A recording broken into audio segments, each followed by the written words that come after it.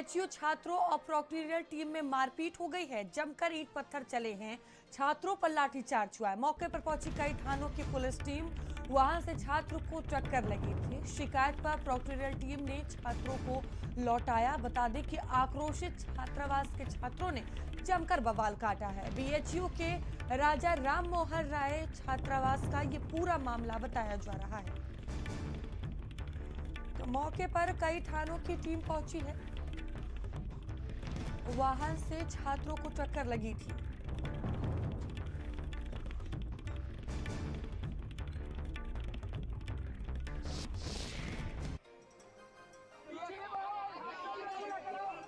तो बीएचयू छात्रों का जमकर बवाल देखने को मिला है और देखिए इसका वीडियो भी सामने आया किस तरह से जमकर ईंट पत्थर और लाठी डंडे चलाए गए हैं। पुलिस द्वारा लाठीचार्ज भी किया गया।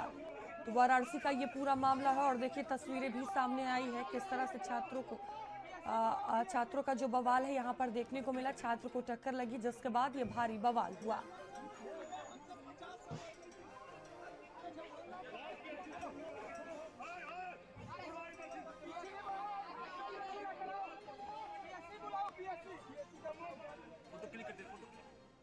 तो दोनों पक्षों के बीच जमकर मारपीट हुई है, लाठी डंडे चले हैं और कई थानों की फोर्स मौके पर मौजूद रही। लाठीचार्ज भी किया गया।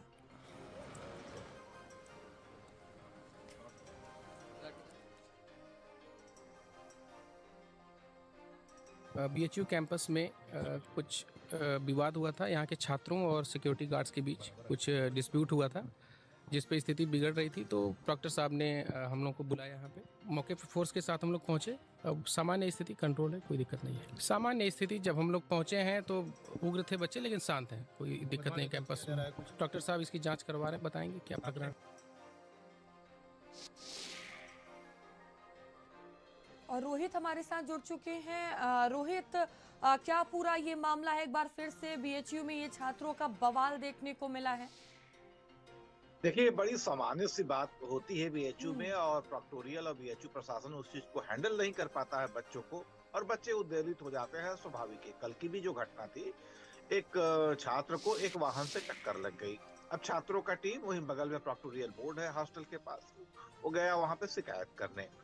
अगर उस शिकायत को अगर अच्छे से हैंडल करते, छात्रों को क्या चाहिए, कोई युद्ध करने तो आते नहीं है, उनको एक सांत्वना ही, झूठी सांत्वना ही दे दी जाती तो वो लौट जाते। एक एप्लीकेशन दे के वो लौट जाते, वो बवाल करने के लिए थोड़ी आए हैं।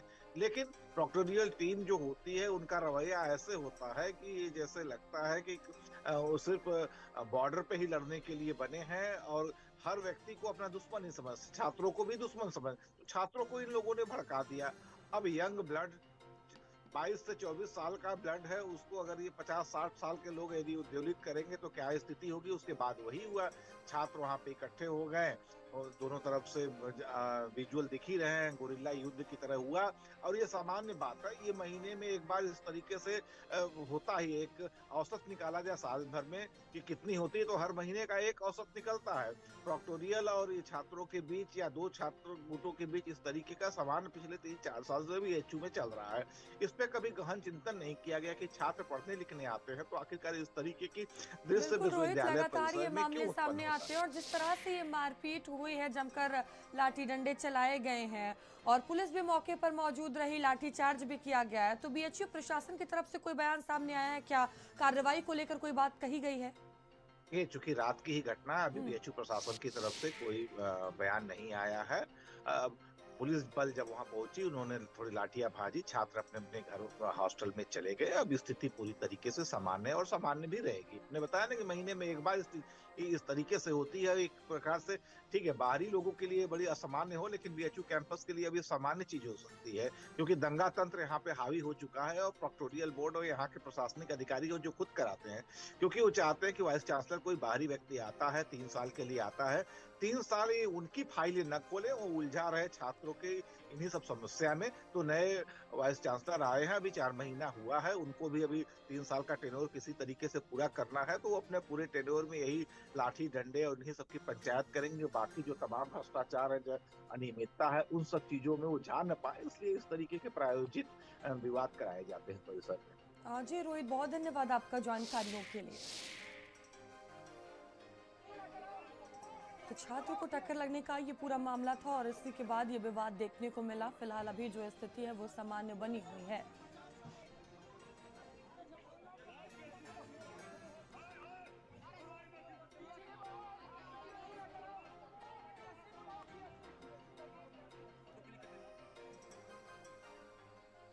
वहीं लखनऊ के साथ